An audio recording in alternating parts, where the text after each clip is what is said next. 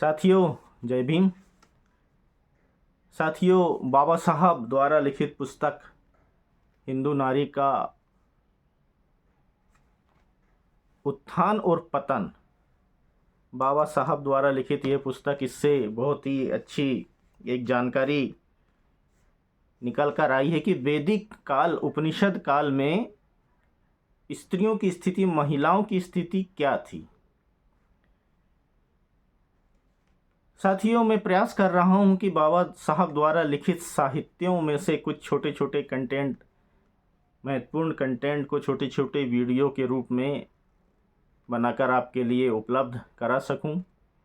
उद्देश्य यही है कि हम सब बाबा साहब द्वारा लिखित साहित्य को समझें, उसको मनन करें, चिंतन करें, उसकी जानकारी लें, क्योंकि बाबा साहब ने जो भी लिखा है वो बहुत ही शोध के साथ लिखा है। उन्होंने मनगढ़ंत कहानियाँ की तरह नहीं लिखा है। जिस तरीके से धर्म ग्रंथ लिखे गए हैं काल्पनिक मनगढ़ंत कहानियों की तरह, वैसा नहीं है बाबा साहब का साहित्य। तो चलिए जानते हैं कि वैदिक और उपनिषद काल में महिलाओं की स्थिति क्या थी। अथर्ववेद से यह स्पष्ट है कि स्त्री को अपने उपनयन का अधिकार प्राप्त था। कहा जाता है कि स्त्री ब्रह्मचर्य की अवस्था पूरी करने के उपरांत विवाह के योग्य हो जाती है। स्रोत सूत्र से यह स्पष्ट है कि स्त्री वेद मंत्रों का पाठ कर सकती थी और उसे वेदों का अध्ययन करने के लिए भी शिक्षा दी जाती थी। चूँकि उपनयन का अधिकार प्राप्त था, तो उपनयन तभी होता था जब कोई भी बालक बालिका गुरुकुल में शिक्षा अध्ययन के लिए जाते थे। यानी उस समय तो शिक्षा अध्ययन यानी वेदों का ही अध्ययन करवाया जाता था। तो वेद अध्ययन के लिए जब भी कोई जाता था तो सबसे पहले उसका एक संस्कार होता था जिसको उपनयन संस्कार कहते हैं। तो उसे वेदों का अध्ययन करने के लिए भी शिक्षा दी जाती थी। पणिनि की अष्टाध्यायी से इस बात के भी प्रमाण मिलते हैं कि स्त्रियां गुरुकुलों यानी शिक्षालयों में जाती थी और वेदों की विभिन्न शाखाओं का अध्ययन करती थी और वे मीमांसा में भी प्रवीण होती थी। पतंजलि के महाभाष्य का कहना है कि नारियां शिक्षक भी होती थी और बालिकाओं को वेदों का अध्ययन कराती थी। धर्म, अध्यात्म और तत्व मीमांसा के कठिन से कठिन विषयों पर पुरुषों के साथ स्त्रियों के शास्त्रार्थ करने के लिए बहुत से प्रसंग मिलते हैं। जनक और सुलभा, याज्ञवल्क्य और गार्गी, याज्ञवल्क्य और मैत्रेयी तथा शंकराचार्य और विद्याधरी के बीच शास्त्रार्थ की घटनाओं से स्पष्ट है कि मनु के पूर्व स्त्रियां शिक्षा और ज्ञान के उच्च शिखर पर थी। मनु से पहले के युग में स्त्रियों को बहुत सम्मान दिया जाता था, इसे अस्वीकार नहीं किया जा सकता। प्राचीन काल में राजाओं के राज्याभिषेक के समय में जिन स्त्रियों की महत्वपूर्ण भूमिका होती थी उनमें रानी भी होती थी। राजा दूसरों की भांति रानी को भी नजराना देता था। राज्याभिषेक के पहले चयनित राजा केवल रानी की ही नहीं बल्कि नीची जाति की अपनी अन्य पत्नियों की भी स्तुति करता था। इसी प्रकार वह राज्याभिषेक के बाद अपने प्रमुख शासनाधिकारियों की पत्नियों का भी अभिवादन करता था। कौटिल्य के युग में स्त्री 12 वर्ष की अवस्था में और पुरुष 16 वर्ष की अवस्था में वयस्क माने जाते थे। यही आयु विवाह की आयु समझी जाती थी। बोधायन के गृह सूत्र में कहा गया है कि कन्या वयः संधि के बाद विवाह योग्य हो जाती है और विवाह के समय वह राजस्वला हो तो प्रायश्चित कर्म का विशेष विधान किया गया है। कौटिल्य के अर्थशास्त्र में स्त्री पुरुष के संभोग के लिए आयु के संबंध में कोई नियम नहीं है। इसका कारण यह है कि विवाह वयः संधि के अवस्था के बाद होता था। उनकी अधिक चिंता ऐसी घटनाओं को लेकर थी जिनमें वर वधू का विवाह हो जाता है, परंतु वास्तविकता छिपा ली जाती है। या फिर यह कि रजस्वला वधू संभोग कर चुकी है। पहली स्थिति के संबंध में कौटिल्य का कहना है, यदि किसी व्यक्ति ने अपनी पुत्री का विवाह यह बताए बिना किया है कि उसकी पुत्री का किसी अन्य व्यक्ति से शारीरिक संबंध था, तो आर्थिक दंड, निर्धारित शुल्क और स्त्री धन भी वसूला जाए, यह लिखा था।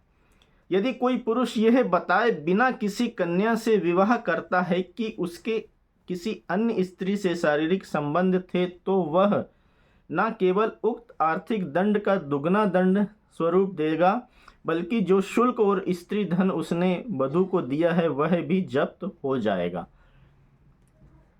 दूसरे मामले में कौटिल्य का नियम इस प्रकार है, किसी व्यक्ति के अपनी समान जाति और श्रेणी की पहली बार रजस्वला होने के बाद 3 वर्ष से अविवाहित स्त्री से संभोग करने पर तो उसका यह कर्म अपराध नहीं है। इसी प्रकार किसी व्यक्ति के अपनी जाति से भिन्न जाति की पहली बार रजस्वला होने के बाद 3 वर्ष से अविवाहित और आभूषणादि से रहित स्त्री के साथ संभोग करने पर उसका यह कार्य कोई अपराध नहीं है। मनु के विपरीत कौटिल्य एक विवाह प्रथा की व्यवस्था करता है। पुरुष कुछ ही परिस्थितियों में दूसरा विवाह कर सकता है। कौटिल्य ने इसकी शर्तें बताई है जो निम्नलिखित है। यदि कोई स्त्री जीवित बालक को जन्म नहीं दे पाती है या जिसके पुत्र नहीं है, अथवा कोई स्त्री बांझ है, तो उसका पति दूसरा विवाह करने से पूर्व 8 वर्ष तक इंतजार करे। यदि कोई स्त्री मृत बालक को जन्म देती है तो उसे 10 वर्षों तक प्रतीक्षा करनी चाहिए। यदि वह केवल पुत्रियों को ही जन्म देती है तो उसे 12 वर्ष तक प्रतीक्षा करनी होगी। उसके बाद पुत्र की कामना रखने वाला पुरुष दूसरा विवाह कर सकता है। इस नियम के उल्लंघन पर उसे स्त्री को शुल्क और उसका स्त्री धन देना होगा और आर्थिक क्षतिपूर्ति के साथ साथ उसे राज्य को भी 24 पर्ण दंड स्वरूप भी देना होगा। अपनी पत्नियों को आनुपातिक क्षतिपूर्ति और समुचित वृत्ति देने के बाद वह कितनी ही स्त्रियों से विवाह कर सकता है, क्योंकि स्त्री का जन्म ही पुत्र उत्पन्न करने के लिए होता है। मनुकाल के विपरीत कौटिल्य के युग में स्त्री अपने पति के साथ परस्पर वैर और घृणा के आधार पर विवाह विच्छेद कर सकती थी।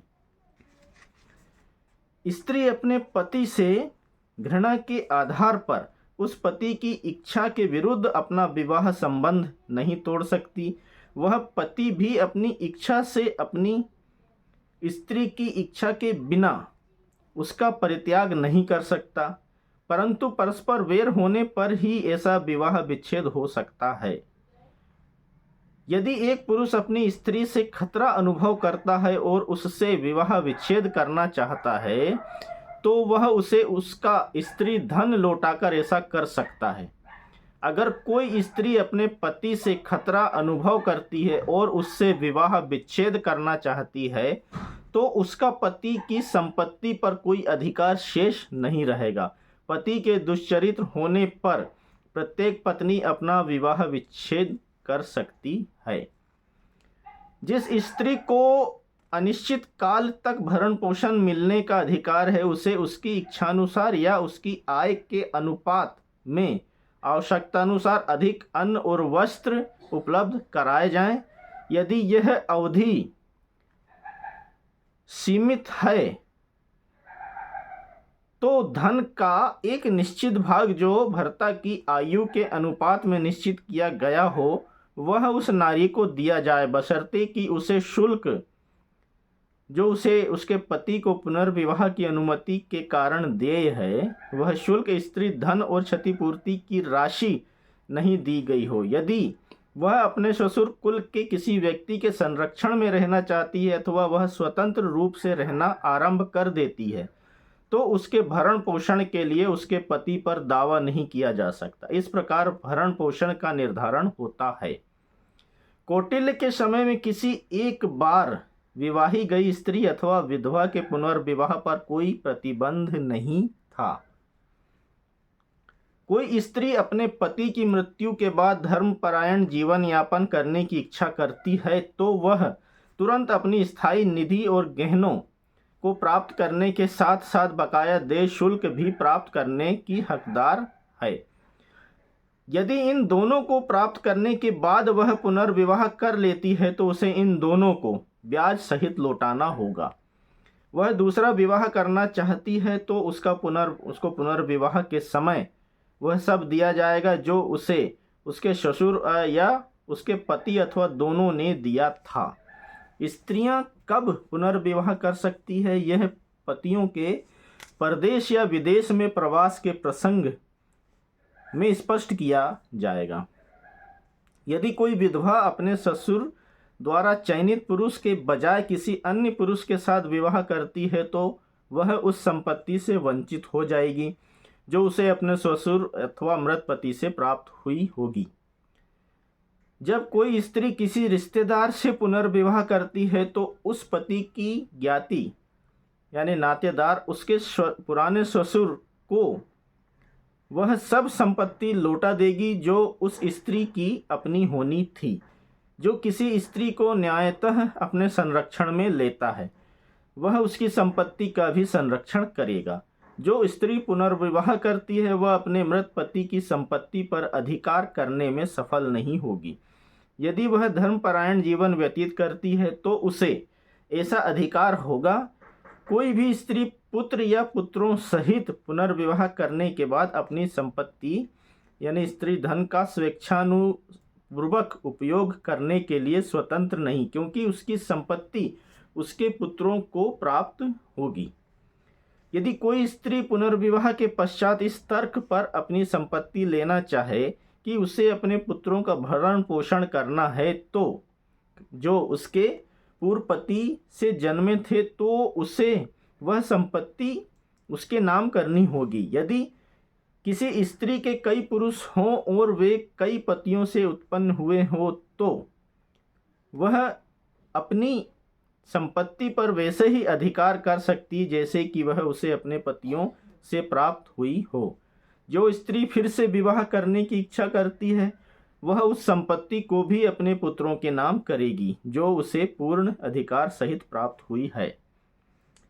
जो बांझ विधवा अपने मृत पति में आस्था रखती है वह अपने गुरु के संरक्षण में रहकर जीवन पर्यंत अपनी संपत्ति का उपभोग कर सकती है, जिससे उसे उन विपदाओं का सामना न करना पड़े जो स्त्रियों को संपत्ति के संबंध में झेलनी पड़ती है। उसकी मृत्यु पर उसकी संपत्ति उसके दायाद को प्राप्त होगी। यदि उसका पति जीवित है और पत्नी की मृत्यु हो गई है तो उस स्त्री के पुत्र और पुत्रियां आपस में संपत्ति का विभाजन करेंगे। यदि पुत्र नहीं है तो वह संपत्ति उसकी पुत्रियों को मिलेगी। यदि पुत्री भी ना हो तो उसका पति वह शुल्क प्राप्त करेगा जो उसने अपनी पत्नी को दिया हो और उसके संबंधी उस सामग्री को प्राप्त करेंगे जो उन्होंने दान अथवा दहेज के रूप में उसे दी थी। इस प्रकार स्त्री की संपत्ति के निर्धारण की व्यवस्था की गई थी। शूद्र, वैश्य, क्षत्रिय और ब्राह्मण वर्ण की जो पत्नियां हैं और जिनके संतान उत्पन्न नहीं हुई है वह क्रमशः 1, 2, 3 और 4 वर्ष तक प्रतीक्षा करें, क्योंकि उनके पति अल्प समय के लिए परदेश गए हुए हैं और जिन्होंने बच्चों को जन्म दिया हो वे अपने अनुपस्थित पति की 1 वर्ष से अधिक समय तक इंतजार करें। यदि उन्हें भरण पोषण की राशि दी गई हो तो उन्हें उक्त अवधि से दुगने समय तक प्रतीक्षा करनी चाहिए। यदि उनके भरण पोषण की व्यवस्था नहीं की गई है तो उनके संपन्न ज्ञाति यानी नातेदारों को उनका भरण पोषण 4 से 8 वर्ष तक करना चाहिए। तब परिजनों को चाहिए कि वह उनसे उस संपत्ति को वापस लेकर विवाह के लिए मुक्त कर दें जो उन्हें विवाह के अवसर पर प्रदान की गई थी। यदि पति ब्राह्मण है और वह परदेश में अध्ययन कर रहा है तो उसकी संतान विहीन पत्नी को उसकी प्रतीक्षा 10 वर्ष तक करनी चाहिए, किंतु यदि उसके बच्चे हैं तो वह 12 वर्ष तक इंतजार करे। यदि कोई पति राजा का कर्मचारी है तो उसकी पत्नी उसकी आजीवन प्रतीक्षा करे और यदि उसने किसी सवर्ण अर्थात दूसरा पति जो उसी गोत्र का है जिसका पूर्व पति था से संतान को जन्म दिया है जिससे उसका नारी का वंश समाप्त होने से बच जाए तो वह स्त्री ऐसा करने पर भी निंदा की पात्र नहीं होगी। यदि अनुपस्थित पति की पत्नी के पास भरण पोषण नहीं है और उसके संपन्न नातेदारों ने उसकी उपेक्षा कर दी है तो वह उस पुरुष के साथ अपना पुनर्विवाह कर सकती है जिसे वह पसंद करती है तथा जो उसका भरण पोषण कर सकता हो और उसे कष्टों से मुक्ति दिला सकता हो। यहाँ मनु के विपरीत विवाहिता स्त्री को आर्थिक स्वाधीनता सुनिश्चित की गई थी। यह कौटिल्य के अर्थशास्त्र में पत्नी की स्थायी निधि और उसके भरण पोषण के संबंध में दी गई इस व्यवस्था से स्पष्ट है, जो इस प्रकार है। जिसे स्त्री की संपत्ति कहा जाता है उसमें जीविका के साधन या आभूषण शामिल हैं। जीविका के जिन साधनों का मूल्य 2000 से कम नहीं है वह स्थायी निधि है। आभूषणों की कोई सीमा नहीं है। यदि कोई पत्नी संपत्ति का उपयोग अपने पुत्र, अपनी पुत्र वधू और अपने आप पर करती है जबकि पति ने उसके भरण पोषण का कोई प्रबंध ना किया हो तब वह किसी अपराध की भागी नहीं होगी। प्राकृतिक आपदा, व्याधि और अकाल के समय खतरों से बचने के लिए और दान दक्षिणा के लिए भी पति उस संपत्ति का उपयोग कर सकता है। जिस दंपत्ति के जुड़वा बच्चे हुए हों वह यदि परस्पर सहमति से इस संपत्ति का उपयोग करें तो इनमें से किसी के विरुद्ध कोई शिकायत नहीं होगी। इस संपत्ति का उपयोग वे 3 वर्ष तक कर सकते हैं जिनका विवाह पहली 4 पद्धतियों के अनुसार हुआ हो, किंतु गंधर्व विवाह और असुर विवाह होने पर यह संपत्ति ब्याज सहित लौटानी होगी। राक्षस और पिशाच विवाह के संदर्भ में यह संपत्ति चोरी की संपत्ति समझी जाएगी। जिस स्त्री को अनिश्चित काल तक भरण पोषण मिलने का अधिकार है उसे उसकी आवश्यकता के अनुसार अन्न और वस्त्र या भर्ता की आय के अनुपात को देखते हुए आवश्यकता अनुसार उससे अधिक उपलब्ध कराए जाएं। यदि वह अवधि जिसमें वस्तुएं और इसके अलावा धनराशि का 1/10 भाग भी दिया जाना है सीमित है, जब धन का एक निश्चित भाग भर्ता की आय के अनुसार निश्चित करके उस स्त्री को उस स्थिति में दिया जाए जब उसे उसका शुल्क, संपत्ति और मुआवजा नहीं मिला है। यदि वह अपने ससुर कुल के किसी व्यक्ति के संरक्षण में रहना चाहती है अथवा वह स्वतंत्र रहना आरंभ कर देती है तब उसके भरण पोषण के लिए उसके पति पर दावा नहीं किया जा सकता। इस प्रकार भरण पोषण का निर्धारण होता है। यह कितना आश्चर्यजनक है कि कौटिल्य के समय में कोई पत्नी अपने पति के विरुद्ध प्रताड़ना और मानहानि का दावा लेकर अदालत में भी जा सकती थी। संक्षेप में, मनु से पहले स्त्री स्वतंत्र थी और पुरुष की समान भागीदार थी। मनु ने उसे उस स्थिति में गिरा दिया कि उसे पुरुष की दासी, उपभोग की वस्तु मात्र बनाकर रख दिया। तो साथियों, ये साहित्य पढ़ने से देखने समझने से जानकारी लगती है कि मनु के पहले जो कौटिल्य का अर्थशास्त्र और वैदिक युग था, उपनिषद युग था, उस समय नारी और पुरुष में कोई भेद नहीं था। दोनों बराबर थे, दोनों को लगभग समान अधिकार प्राप्त थे। और वैसे ही समान अधिकार बाबा साहब ने संविधान बनाते समय हिंदू कोड बिल में लेकर आए थे, जो महिलाओं को पुरुषों के बराबर अधिकार देते हैं। जबकि इसके पहले जो मनु का विधान था, जो कई हजार सालों तक चलता रहा, उस विधान ने महिलाओं को भी शूद्रों की तरह सारे अधिकार उनसे छीन लिए थे, सारे मानवीय अधिकार छीन लिए थे और उन्हें मात्र उपभोग की वस्तु बनाकर रख दिया था। उन्हें कोई भी कानूनी तौर पर अधिकार नहीं दिया था मनु ने। इसलिए बाबा साहब ने मनु स्मृति जलाई थी। अब समझ आता है कि बाबा साहब ने सिर्फ मनु स्मृति क्यों जलाई, क्योंकि मनु ही ऐसा व्यक्ति था जिसने महिलाओं, शूद्रों और दलितों से सारे मानवीय अधिकार, सारे मानवीय मौलिक अधिकारों को छीनकर उन्हें जानवरों से भी बदतर जीवन जीने को बाध्य किया था। तो साथियों, हो सके तो बाबा साहब द्वारा लिखित यह पुस्तक को अवश्य पढ़ें, आपको और अच्छी जानकारी हासिल होगी। जय भीम।